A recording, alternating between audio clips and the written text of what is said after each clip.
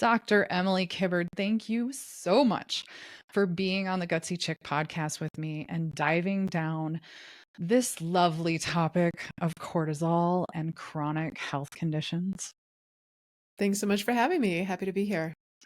Okay, so 18 years of being a chiropractor. You had Yes. a 7-figure brick and mortar business and decided it's time to go online. Was that, Yeah. was that a stressful thing or was that a calming thing? That was like killing off my first child. My clinic was my first baby, and then I had babies. But my living babies, my two children, always got mommy at like 50%. They never got mommy 100%. So, yeah, I think shifting away from brick and mortar, always having some mom guilt, which can create some low grade stress for sure, was the best thing I ever did. Drop them off at Yay. school, pick them up, set my own hours, be present with them. Totally worth it. Isn't it fantastic to be able to just be able to balance both things? Ooh, my Wisconsin accent just came out. It's so nice. I do the same thing. Like, I left the aerospace industry so that I could have space for my business and have space for my family, pick up my daughter from school, take her to school every morning, be there for her when she's done with school so I can harp on her to get her homework done. Yeah. Yeah. Yeah. Yeah. I think that low grade stress that's always there is not good for us. It's not, stress is not meant to be that way. It's meant to be short term, quick doses, and then you go back to that rest and digest, and everything's okay, and the world is okay. But that's not really our reality. If we did like 80-20, 80% of the time, calm, everything's okay, we're in the parasympathetic. 20%, cortisol stress is meant to get us moving. And I Yep. don't know, I know very few people that have that ratio, that it's not inverse, where in actuality, 80% of our day is like, ugh. And it's really that like low grade, like there's a little fly in the room or a little mosquito that's just irritating us all moments of the day. I love that you bring this up because people are like, oh, I've got to get rid of all of my stress. And no, we need that to actually do the damn thing. To get out of bed, we need cortisol. Yeah. But for some people, it's this it's their job to be stress-free all the time. And then they're fighting so hard to do that. And just like you said, it becomes that little mosquito or gnat that's going to in your ear and just perpetuate it. Yeah. I think stress gets a bad rap. I think cortisol gets a bad rap. I think stress is like de-stress, meditate, go for a walk, journal. And like you said, we need stress to get us moving. We need our cortisol to be high in the morning to get us out of bed and get us ready for the day. And I think a lot of people assume that when cortisol is high, it is bad.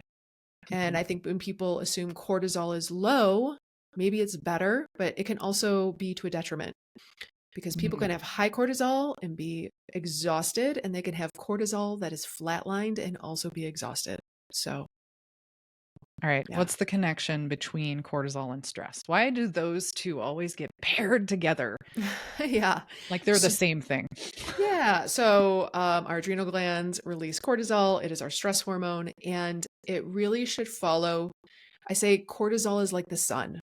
It gets us out of bed. It peaks 30 minutes later, and then it goes down as the day goes on. And as it dips later in the afternoon, melatonin is like the moon. Melatonin puts us to bed, and melatonin will increase as cortisol goes down. And so think of cortisol like the sun. It's following the patterns of the sun.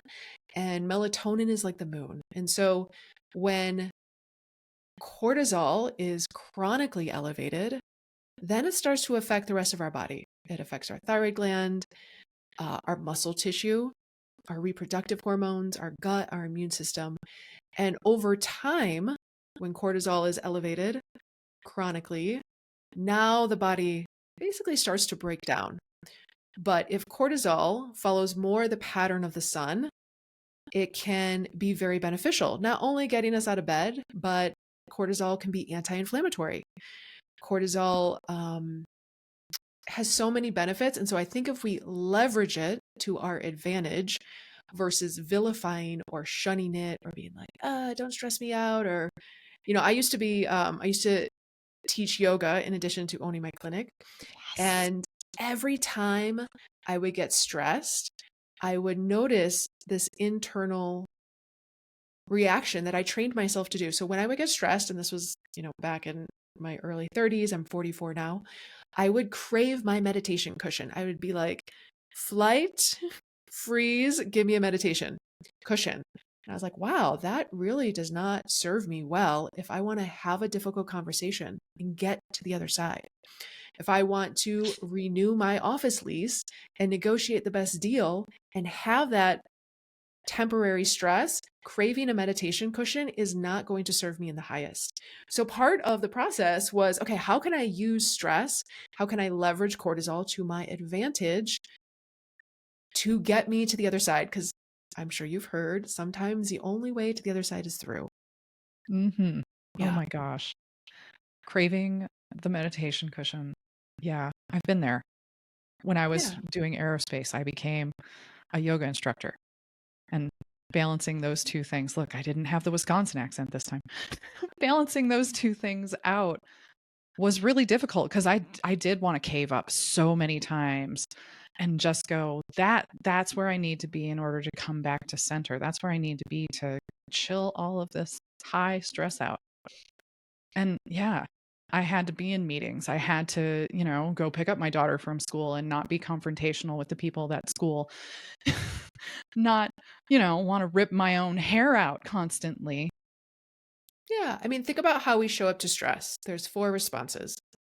There's fight, flight, freeze, and then Mhm. fawn. Fawn is like people pleasing. And so Yeah. if you start to recognize yourself defaulting into one of those responses or patterns, you can recognize it and now choose a different action or choose a different way to show up.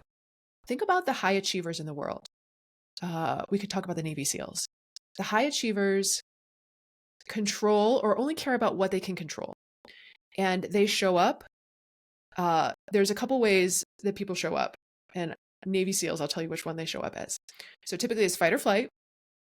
There's tend and befriend, which is like get together in community and kind of like whinge together. That's a lot of women do that. Mhm. And then there's show up with courage. And courage requires taking action. Courage requires problem solving. And so like the high performers, the Navy SEALs, they show up with courage. And when there is a stressor, they don't hang out there and ruminate and like talk about it with their guy friends. They experience the stress, move through it, and then drop back into a regulated, calm state very quickly. And so, how can we, as women with autoimmune conditions, do the same? How can we do that when we get an email that irritates us or a difficult conversation with the school? Is step into that place of stress, move through it, use it to our advantage, but then also drop very quickly into, okay, everything's okay, I'm safe, and not linger in that long-term stress, high cortisol state. Love it. Thank you for that knowledge drop. All right. So, how did you become such an expert in stress and cortisol? Well, running a team of 10 and a 7-figure clinic in the heart of New York City will do it. Also running like a corporate wellness division of the clinic and a movie division will also do it. And then having kids to layer on top of that. So I got burnt out very quickly, burning the candle at both ends, not sleeping, breastfeeding my kid till he was 17 months old. And so I think, giving myself an autoimmune condition, Hashimoto's, which is a autoimmune thyroid condition, will all make you choose very quickly, how can I do this better? How can I do it different? How can I hire help, take things off my plate, to find more of a balance? And I don't really believe in like work-life balance. I think, if you love what you do, it's just part of life.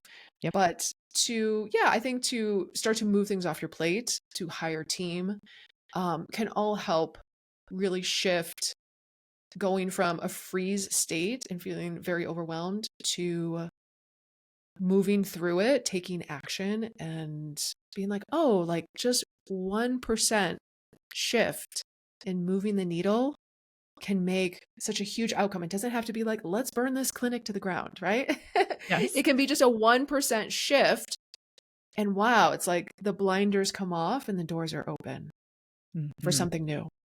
I love that. Yeah. What are some strategies that non-business owners can grasp onto when it comes to delegating? Delegating.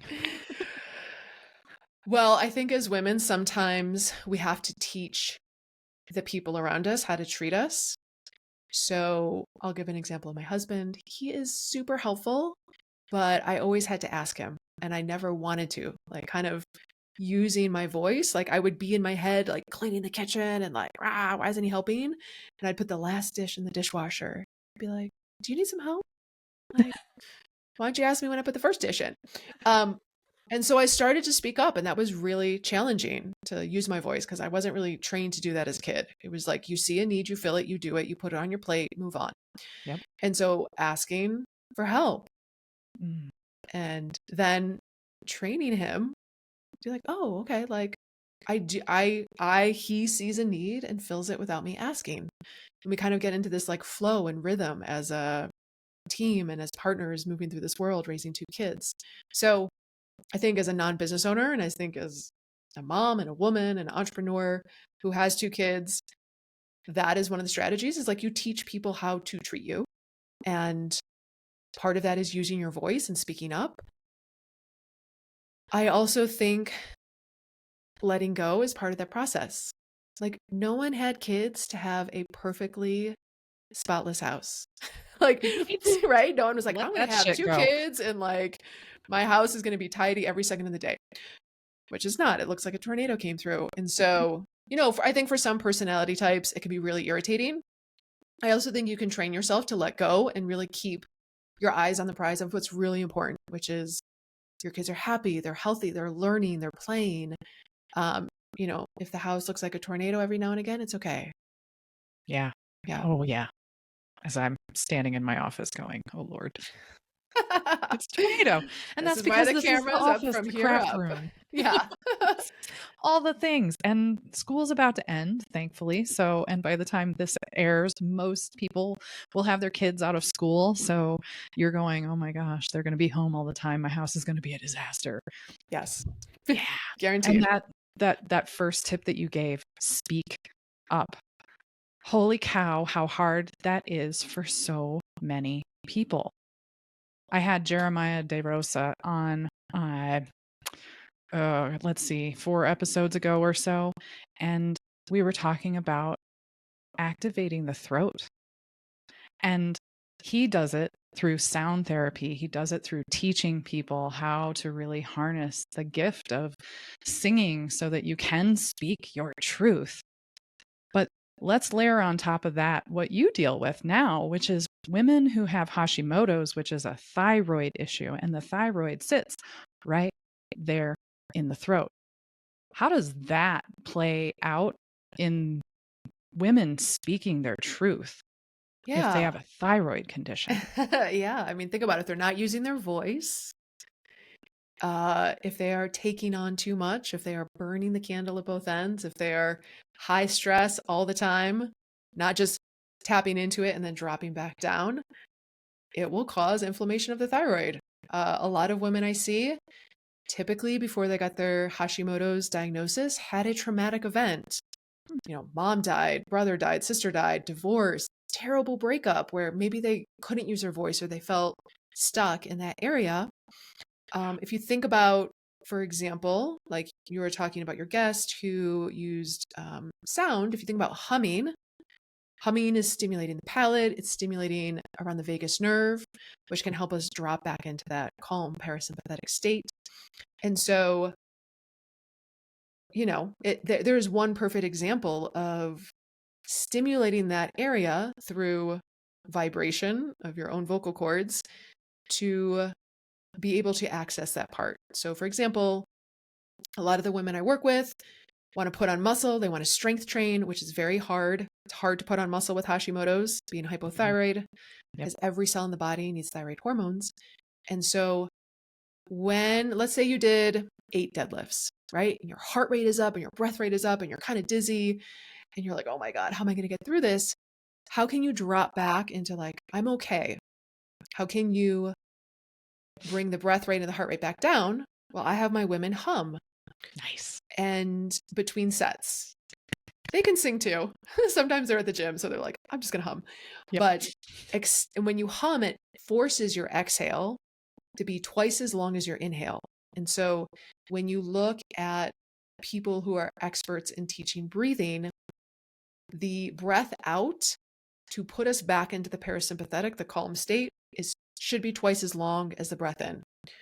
So for example, box breathing, where it's 4 counts in, hold for 4, 4 counts out, hold for 4, is actually not really putting you back into the parasympathetic because it's equal 4 to 4.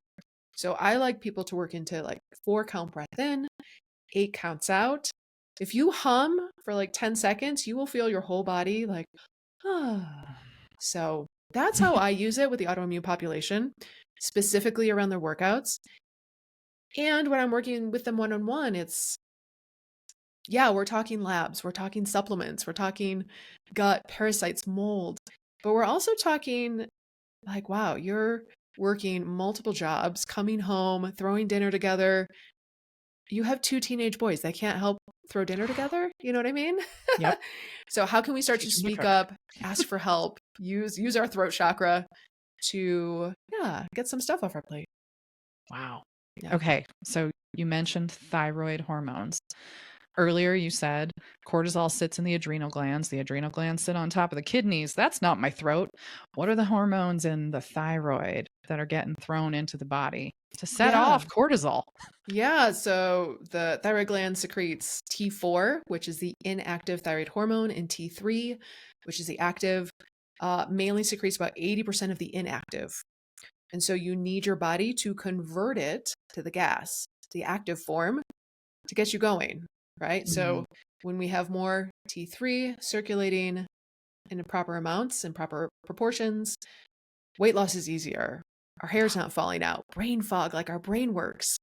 And when our cortisol is chronically elevated, it will inhibit the enzyme that helps conversion. So it blocks conversion, right? And then we have an elevation of something called reverse T3, which is like if T3 is like the gas to get us going, makes our brain work, makes us lose weight, makes our metabolism go. Reverse T3 is like the brakes. And so, but that is not just stepping into having high cortisol and dropping back out. It is chronically elevated. And so when I think, okay, chronically elevated, chronically stressed, what's going to move the needle? It's typically taking some action. It's not sitting in it and ruminating in it. So, and that's where we show up with courage. So, and that could be like showing up with courage could be finding an amazing provider that's going to help you, lose weight and optimize your thyroid hormones and figure out your cortisol. You could use supplements to raise your cortisol. You can use supplements to decrease your cortisol. So that's one tool. And then there's a mindset piece. What happens when your cortisol is low? Yeah, people are typically running on fumes. Okay, that's the burnt candle at both ends scenario. Yeah. So there's different stages of cortisol dysregulation. Typically, the first couple stages are it will stay high. It will go high and stay high. It's not dipping down in the afternoon like the sun. It should. And then it's not like an unlimited amount of cortisol is made, right? It's not like there's always some gas. Eventually it burns out if you're always, pushing on the gas pedal. And so then it starts sometimes it can start low and then go high in the afternoon. And that's when people wake up. They're like, I hit snooze 20 times, super tired. But then I go to bed at 10 at night and I'm like, wired for sound. I can't go to bed. They're wired. And then usually it shifts into kind of a flatlined where they're tired all the time. And so when that happens, we really tap into supplements. We tap into potentially adrenal cortex. I always look at cortisol as like secondary to something. Mm-hmm. Yeah. It's We the have like, aftermath. yeah, Truly. It's what we see outwardly. yeah. Yeah. Blood sugar dysregulation can mess with cortisol. And so, how can we control or take action on what we can't control? So, like eating your protein, always pairing your protein, your carbohydrates with a protein or fat. I tell my women, no naked carbs. If you're going to eat a carb, pair it with a protein or fat so that we Nice. can not have this huge spike in glucose and then a crash and then, insulin spiking and then eventually insulin resistance. So, what can we do from a lifestyle perspective? Can we stimulate our muscle tissue not only by getting the right amount of protein, but lifting weights to push excess glucose into the muscle tissue?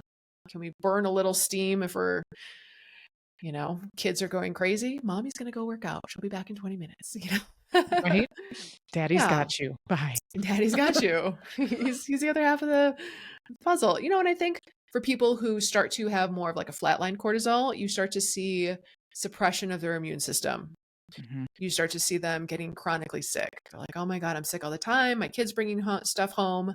And then you look at a salivary cortisol test and you're like, well, actually, Yeah. you've been burning the candle at both ends for a little while. Oh. Yeah. You mentioned supplements a couple of times. This is obviously not us diagnosing anyone. Yeah. What are some supplements that you use to bring up cortisol or suppress cortisol? Yeah. Licorice root is a great way to increase cortisol. Phosphatidylserine will help decrease cortisol, bring it back into homeostasis. I also sometimes play with supplements that are the precursor to making all the hormones. So like DHEA, pregnenolone. Those are some of the few. I like bioflavonoids, vitamin C in that concoction, in that mix. Yep. If you've been on social media, they're like, my adrenal cocktail. And it's like very heavy in vitamin C. Yes. So yeah, those are some of the supplements. Am I only looking at that? No. It's what's going on with your gut. Is there underlying gut infections? Do you have a parasite? Just adding load to the system. I see a lot of women with mold exposure. Yes. Even in Colorado. Oh, yes. Really? Oh, okay, yes. I have both in Colorado, you guys. Oh my God. In the last 5 years, I've done like 4 remediations on like 3 different houses. So it's dry, but all it takes is one leaking pipe or one leaking shower behind a wall to feed mold. And mold can grow within 48 hours of water damage. Yep. So yeah, wow. humidity, with ACs working hard during the summertime to offset the like 110-degree weather. Yeah, for sure. Yes, that balance. Yep. Okay. Oh, I love that. Yeah. Movement practices or restorative practices. Since you're a yoga instructor, I'm sure you're probably embracing some of those things as well. Do you still teach yoga? I don't. Yeah, me either. Yeah. I think it was a season of life and it fed the soul. And then I started getting some like low back pain, SI joint pain, overstretching. I was like, you know what? I really need to like do more strength training and kind of shifted to that. Nice. I will say a lot of clients that I work with, I will give them resources for nervous system regulation. So 2 of my favorites are Your Daily Health app. Because a lot of times when we think about being stressed, we're like, okay, I got to go meditate. I got to go journal. And it's like this big act. Yes. But what if it could be tapping into eye movements or tapping on certain parts of the body that is stimulating the vagus nerve or breathing that could then get you out of it within like 2 minutes. It doesn't take 30 minutes. Another one I love is Primal Trust. A lot of functional medicine doctors use that especially for the people who are in mold and are like super dysregulated, because mold and remediation and inspection can do that. Yes. That's another one I really love. Okay, I'm going to add those to the show notes because they are worthy of being noted. They Thank are. you for those Yeah. two. I am excited to check those out. You and I sound like we do the same kind of stuff when it comes to helping people understand like you don't have to do this big elaborate thing even though journaling can be like you really just write one sentence, it takes 10 seconds. But it's the act of sitting down to actually do that and getting your journal and getting your pen and getting conscious around it. Or, just eye movements. How easy is it to do a VOR really quickly? Boom, boom, boom, and we're done. Hey, vestibular system's happy again. Hey. Yeah. And it's such a quick shift in your state Hmm. to then, like, I like to do it even before journaling because I need to shift my state before I sit down and brain dump. Right? Yeah. Love that too. Okay, so you went from this brick and mortar as a chiropractor into the online world. I'm guessing you're not cracking people's backs anymore. No, not so much. I mean, sometimes when I'm in New York City, because I always need a little dose, because now I'm in Boulder, Colorado, but I go to Yeah. New York like once a quarter and I'll just reach out to some of my favorite patients and see them. Um, but yeah, yeah, I think, I've been a chiropractor for 18 years and it's very physically demanding. Yes. Because I also do a lot of soft tissue work and I'm teaching people rehab and strength. And Good. You can't just crack a back and expect people to be better because as soon as they yeah, stand up, bam, everything realigns right where it was, yeah, unless we teach them more skills. yeah. And I think a lot of potential physical pain, like, chiropractic gets a bad rap because it's like, okay, your 24 visit care plan. I'm like, why does someone need to be seen that much? Like twice a week for life? That's insane. Hmm. I'm more interested in giving them the tools to take care of themselves. And for example, I just saw a client, she had quote unquote rib pain, right mid back. But right, that is also a referral point for the gallbladder. And so what Right? she was actually thinking was rib pain. And yes, she sits at a desk all day and she's hunched over, but she was getting her rib adjusted for a year, And was it wasn't actually helping. like a gallbladder issue. Um, and so, working on her digestion, she was very bloated, H. pylori, SIBO, probably some of that bloating, like pushing up onto the gallbladder. Yep. Parasites can live in the gallbladder. Most people think they just live in the intestine, but they can be in the gallbladder, the liver. The Working on pancreas. that stuff, like now she doesn't need an adjustment because she doesn't have gallbladder pain anymore. So I think for Yay. a clinician that's more biomechanical, like chiropractic, OT, PT, you got to keep those things in mind. There's definitely gut infections like bacterial overgrowth that can also lead to joint pain that have a higher propensity towards psoriatic arthritis. And so I think after treating the biomechanical and seeing movement patterns for so long, I was like, okay, but what's going on the inside that's presenting outside?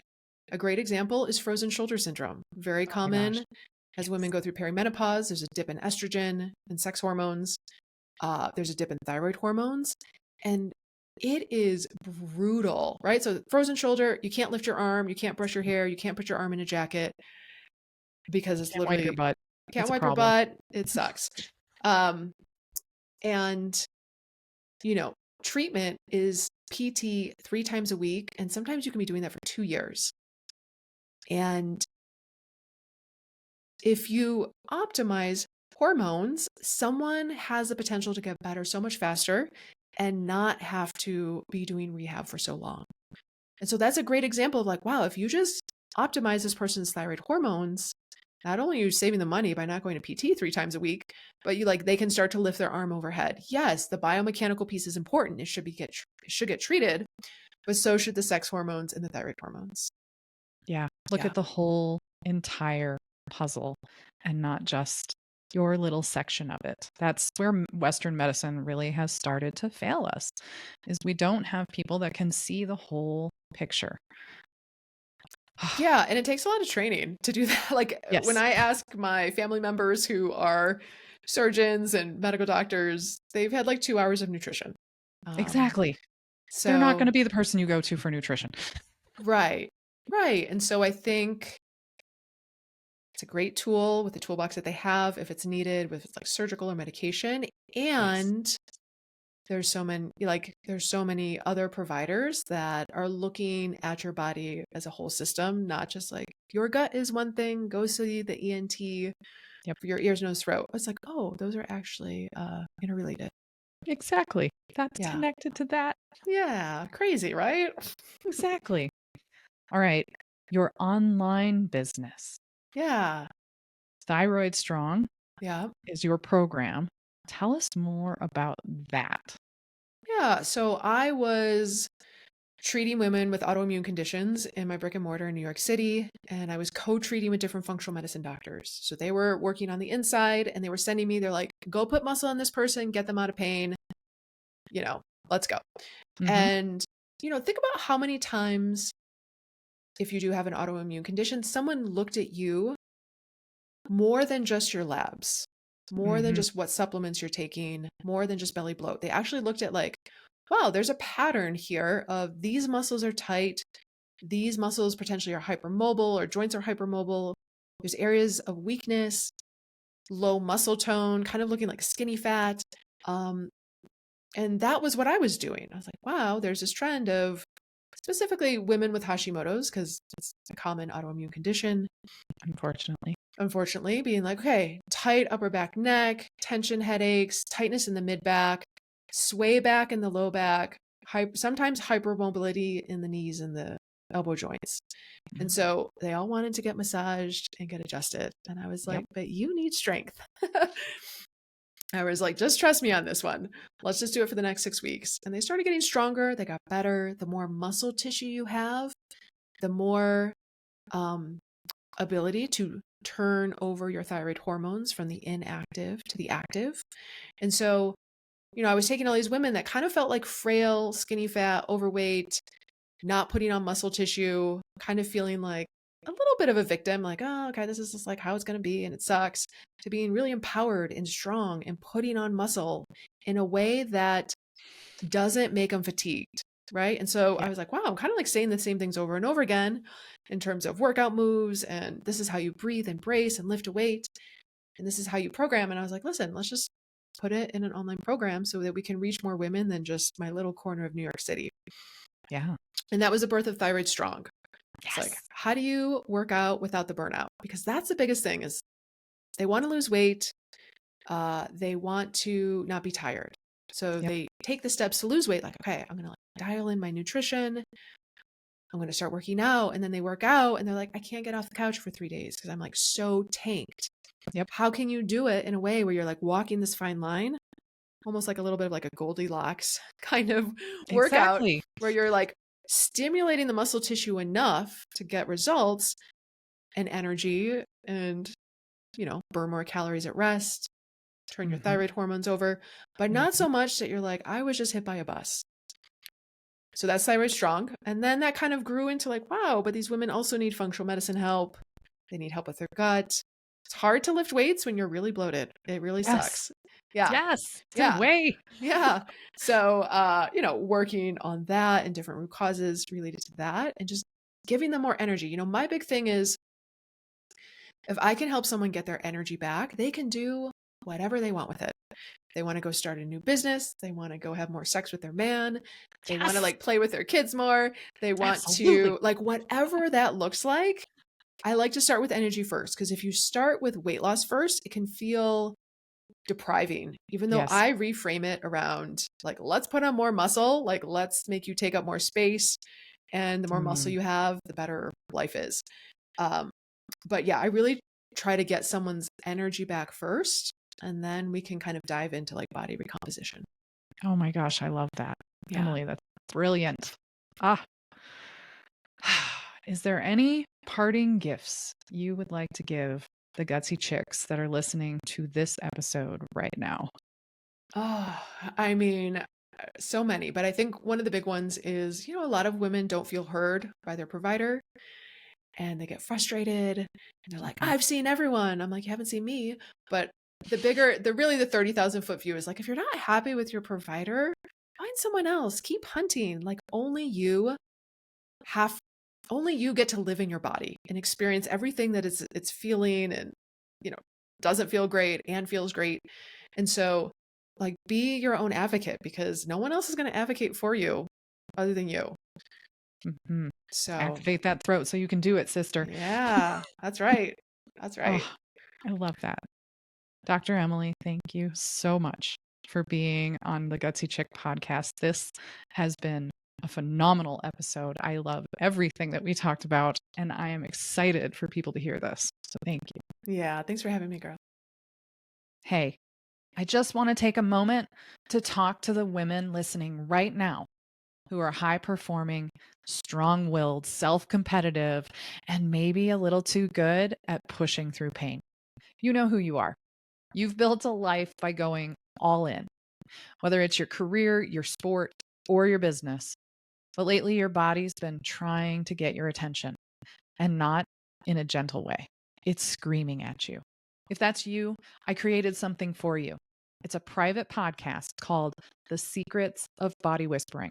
And it's all about learning how to hear the subtle whispers your body is sending before they turn into full-blown screams and symptoms. I'm sharing the exact tools I use with my private one-to-one clients and group coaching clients to help them heal faster, move through chronic issues, and reconnect to the part of them that knows how to perform without burning out.